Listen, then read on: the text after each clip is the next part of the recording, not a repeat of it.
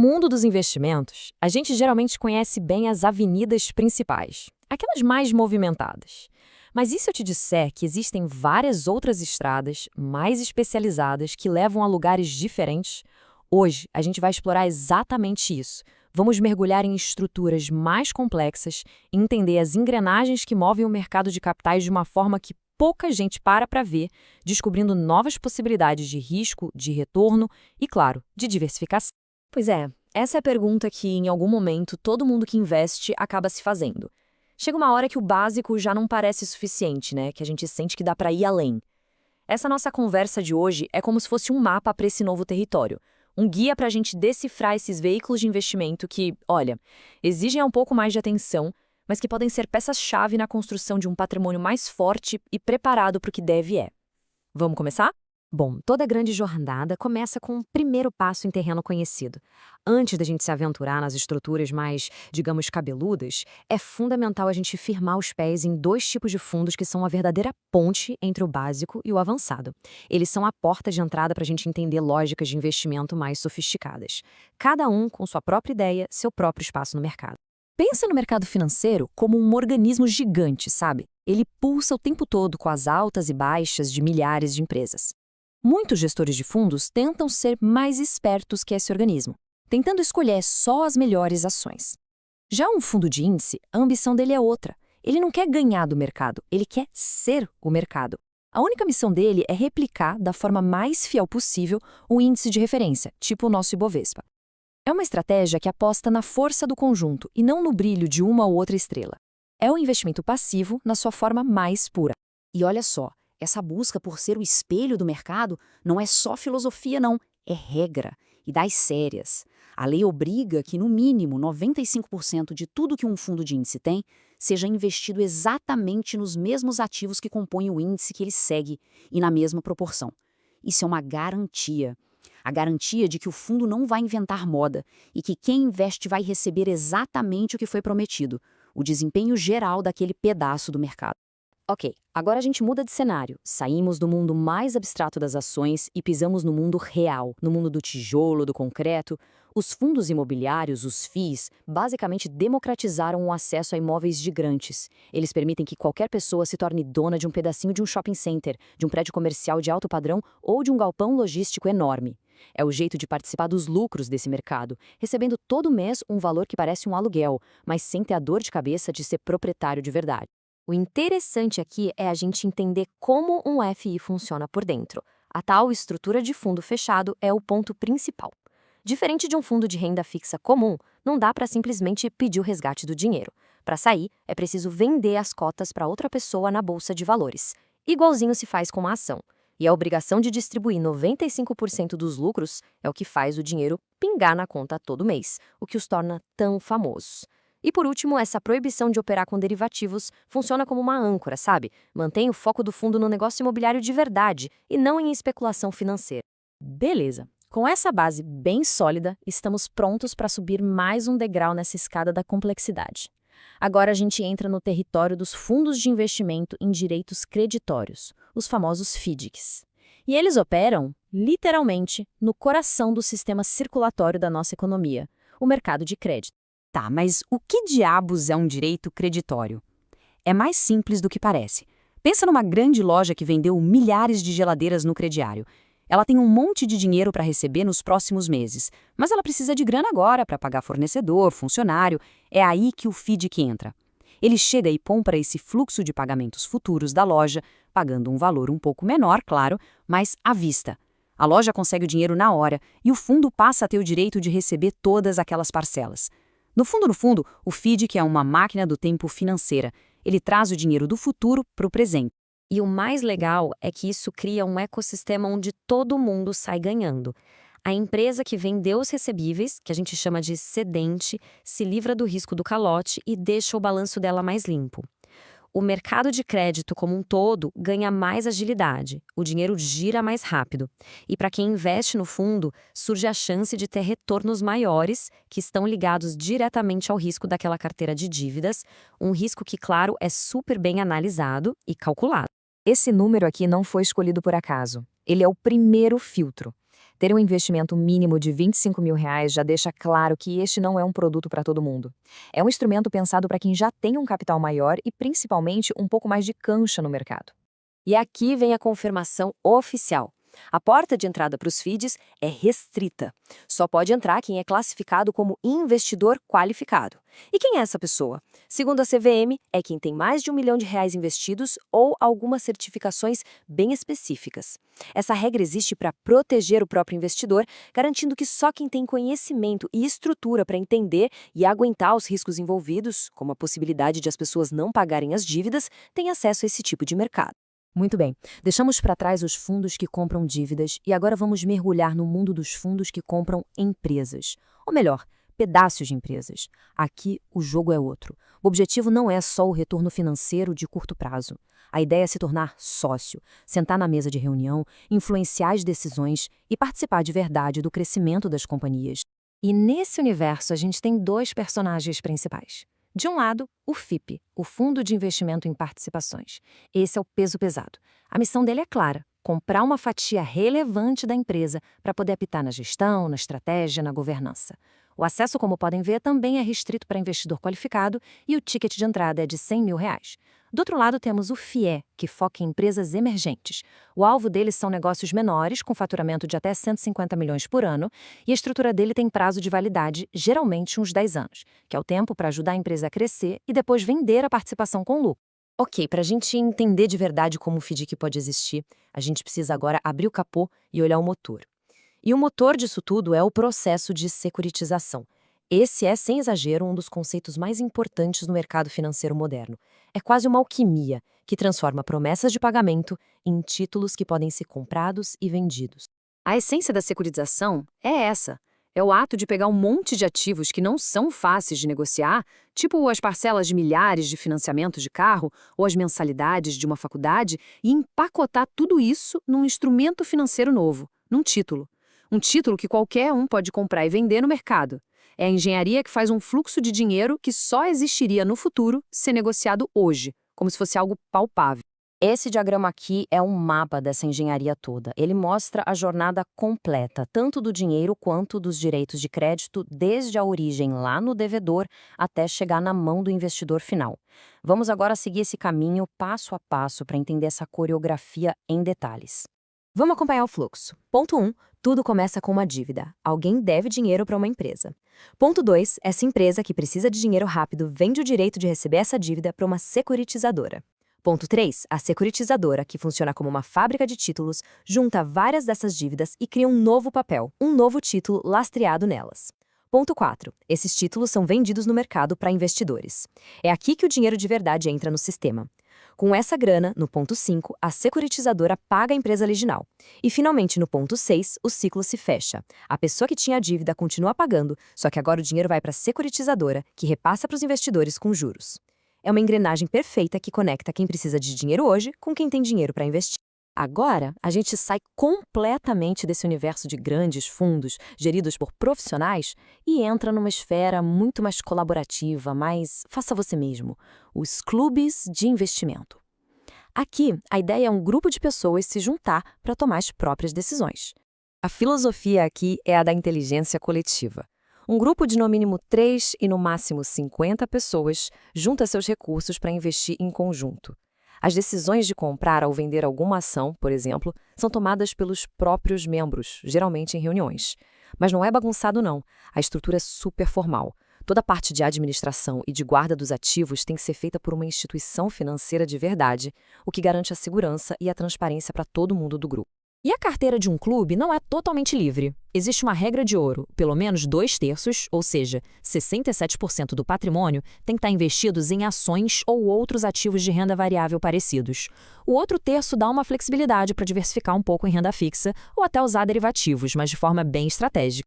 E para garantir que o clube seja democrático e seguro, existem outras travas. Ninguém pode ser dono de mais de 40% do clube. Isso evita que uma só pessoa mande em tudo. O registro na Bolsa de Valores é obrigatório, o que traz mais formalidade e supervisão, e o uso de derivativos é bem restrito. Só pode ser usado para proteger a carteira, o famoso hedge, e não para fazer apostas arriscadas e alavancadas. E assim a gente completa o nosso tour. Nós viajamos desde os fundos que apenas imitam o mercado, passamos por aqueles que negociam dívidas futuras, que investem em imóveis ou que viram sócios de empresas, e terminamos com a união de pessoas em clubes de investimento. Cada um desses caminhos é uma ferramenta, com um propósito, um risco e um perfil bem diferente. A questão final que fica ecoando depois de tudo isso não é qual deles é o melhor, mas sim, dentro dessa caixa de ferramentas tão completa, qual delas faz mais sentido para os objetivos e para a visão de futuro de quem está montando sua estratégia. A resposta, como sempre, está na combinação entre conhecimento e planejamento pessoal. Sabe, existe uma força quase invisível no mundo das finanças. Um princípio que tem o poder tanto de construir fortunas gigantescas quanto de criar dívidas avassaladoras, e é com a mesmíssima intensidade. Nesta nossa análise, a gente vai desvendar que força é essa e como ela de fato molda a nossa vida financeira. Pode até parecer uma pergunta simples, né? Mas a resposta é a chave para entender como o dinheiro de verdade funciona, como ele cresce e se multiplica. É um conceito que, uma vez que a gente entende, pode mudar para sempre a nossa relação com investimentos, com empréstimos e, o mais importante de tudo, com o tempo. Mas para a gente mergulhar de cabeça nessa resposta, primeiro a gente precisa falar a mesma língua, a língua do dinheiro. Então vamos começar com alguns termos básicos, que são o alicerce de toda essa conversa sobre finanças.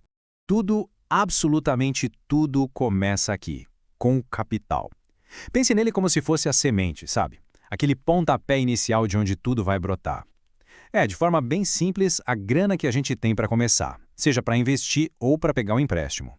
Ok, se o capital é a semente, os juros são tipo a água e o sol que fazem essa semente crescer. Ou, por outro lado, o preço que se paga para usar essa semente. É basicamente o aluguel do dinheiro. É o que você paga para usar o dinheiro de alguém ou o que você recebe por deixar alguém usar o seu. E a taxa de juros? Bom, essa aí é o acelerador. Ela que vai definir a velocidade com que tudo acontece. Geralmente em porcentagem, né? Ela é o motor que diz o quão rápido o seu dinheiro vai render ou quão velozmente uma dívida pode aumentar. E é exatamente neste ponto que a nossa história se divide. Pensa numa encruzilhada. Existem dois caminhos bem diferentes para o dinheiro crescer. Duas maneiras de calcular os juros. E acredite, a escolha entre um e outro não é só um detalhe. Ela leva a destinos financeiros completamente diferentes. Então, vamos lá. O ponto crucial está aqui. Com o juros simples, o cálculo é bem previsível, sabe? Ele é sempre feito em cima daquele valor original, o capital. Mas com juros compostos, é aqui que a mágica acontece. O cálculo é feito sobre um valor que cresce o tempo todo, porque os juros que já renderam são somados ao bolo, ou seja, é juro rendendo em cima de juro. Tá, mas na prática, no dia a dia, como é que essa diferença aparece? Para deixar tudo bem claro, nada melhor que uma história, né? Vamos acompanhar o caso do José. O cenário é bem direto. O José pega R$ 100 emprestado e combina de pagar uma taxa de 10% ao mês. A grande pergunta é, no final das contas, quanto esse empréstimo vai custar de verdade para ele? E a resposta para essa pergunta, como a gente vai ver, nos leva de volta para aquela encruzilhada. O valor final da dívida do José vai ser completamente diferente dependendo do regime de juros que for aplicado, o simples ou o composto. Olha só o que acontece no caminho dos juros simples. Mês após mês, a cobrança de juros é a mesma, R$ 10, cravado. Por quê? Porque é sempre 10% dos R$ 100 lá do começo.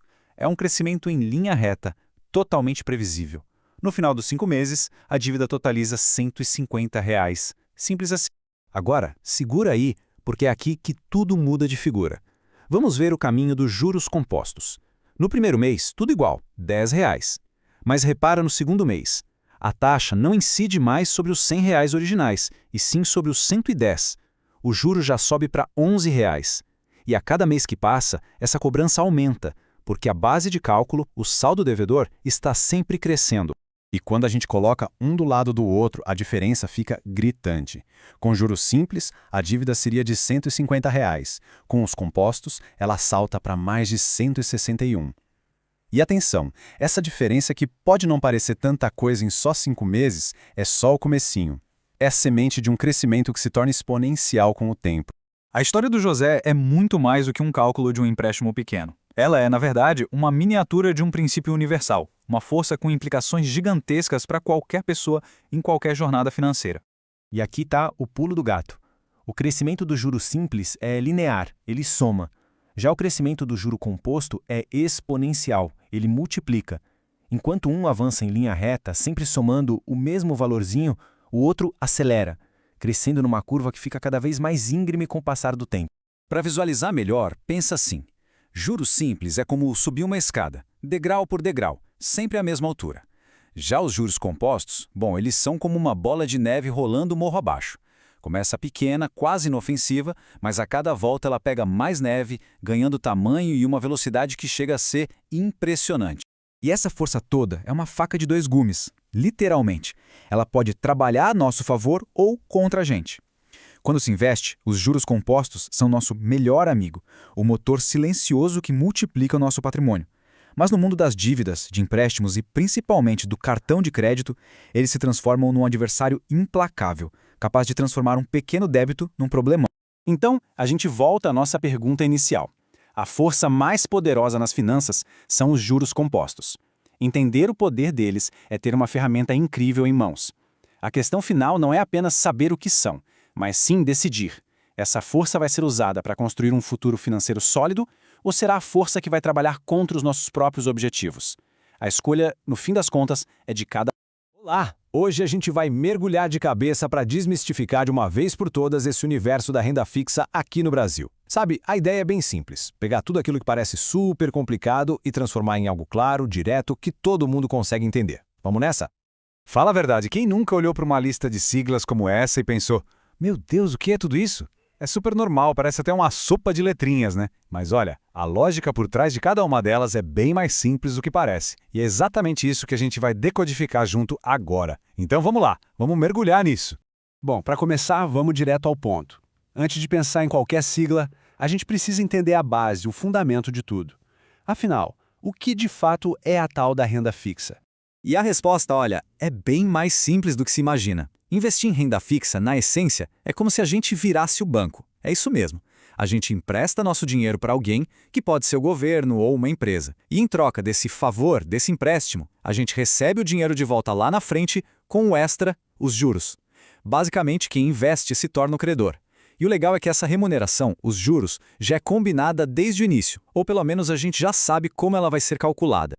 Então, a primeira grande decisão que a gente precisa tomar nesse universo se resume a uma pergunta bem básica. Para quem eu vou emprestar meu dinheiro? Vai ser para o governo, ajudando a financiar a dívida pública, projetos de infraestrutura, saúde, educação? Ou a gente vai emprestar para empresas e bancos, que usam esse capital para crescer, para inovar, para expandir as operações? Essa escolha já define os dois grandes caminhos que a gente vai explorar a partir de agora. Vamos começar então pela opção que todo mundo fala que é a mais segura do mercado: emprestar dinheiro para o nosso próprio país. Isso é feito através da compra dos chamados títulos públicos. E a plataforma que tornou tudo isso possível para qualquer pessoa é o Tesouro Direto.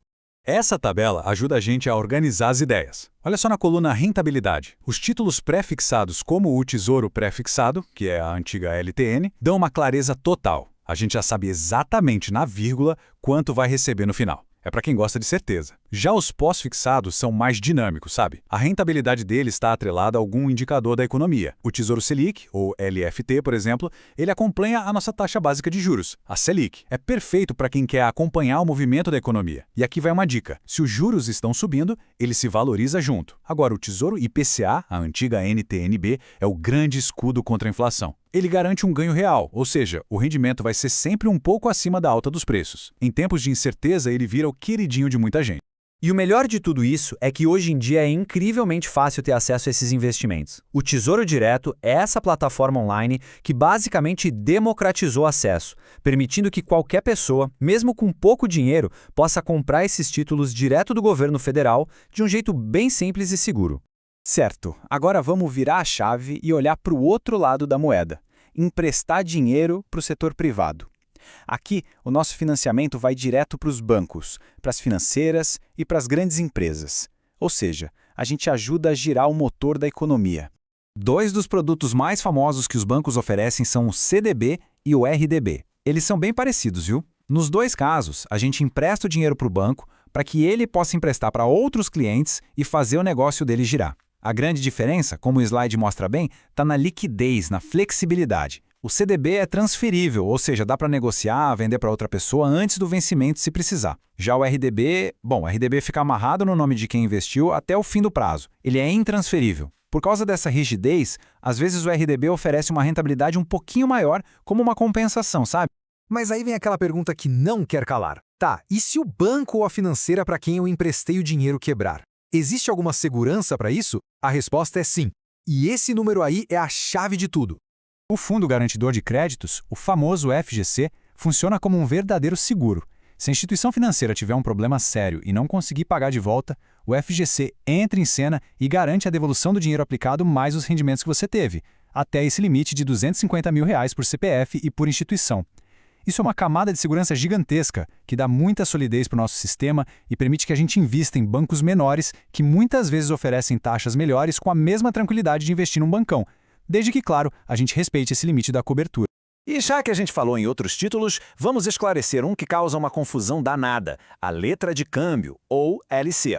Apesar desse nome que soa meio complicado, o conceito é super direto. Pensa assim, a LC é basicamente o CDB das financeiras. Enquanto o CDB capta dinheiro para os bancos, a LC capta dinheiro para as sociedades de crédito, financiamento e investimento, que também usam essa grana para emprestar no mercado. E aqui, olha, presta muita atenção porque a gente chega num ponto que gera uma confusão enorme. O nome câmbio não tem absolutamente nada a ver com dólar, com euro, com nenhuma moeda estrangeira. A palavra câmbio aqui vem do verbo cambiar, que significa trocar. É uma referência antiga à possibilidade de negociar, de trocar o título. É um detalhe histórico, mas que é muito importante deixar claro para ninguém cometer nenhum engano. Agora a gente chega numa das partes que mais brilha os olhos de quem investe em renda fixa privada. Alguns títulos, por incentivarem setores que são considerados estratégicos para o nosso país, como o imobiliário e o agronegócio, oferecem um benefício incrível: a isenção total de imposto de renda sobre os rendimentos. Isso mesmo que você ouviu. O lucro obtido é todo seu, limpinho, sem imposto. E isso pode fazer uma diferença gigantesca na rentabilidade final, superando até um título que paga uma taxa aparentemente maior, mas que tem imposto. Mas, é preciso ter atenção. Nem tudo no mundo privado vem com as mesmas garantias, né? A letra financeira, ou LF, por exemplo, é um título mais sofisticado, voltado para valores de investimento mais altos e com prazos bem mais longos. A contrapartida é que ela não tem a proteção da FGC.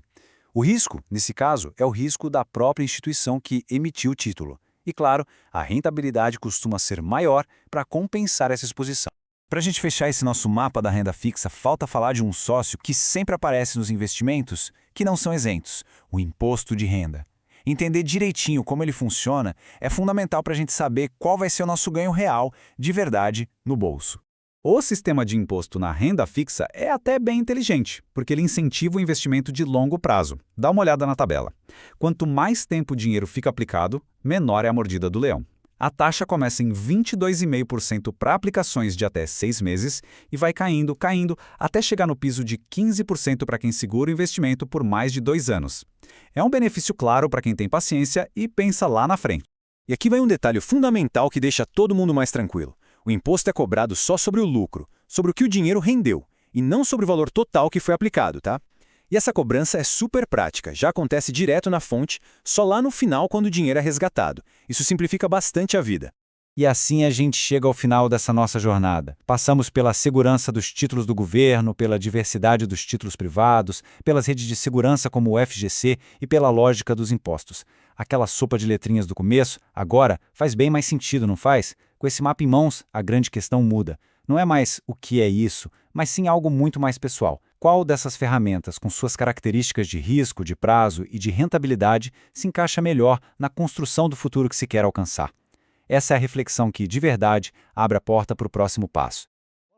Hoje a gente vai mergulhar fundo em um universo que pode parecer complicado, mas que impacta a economia de um jeito impressionante. Vamos desvendar o que são os mercados derivativos, começando por uma questão bem prática, que nasceu lá no campo há muito tempo.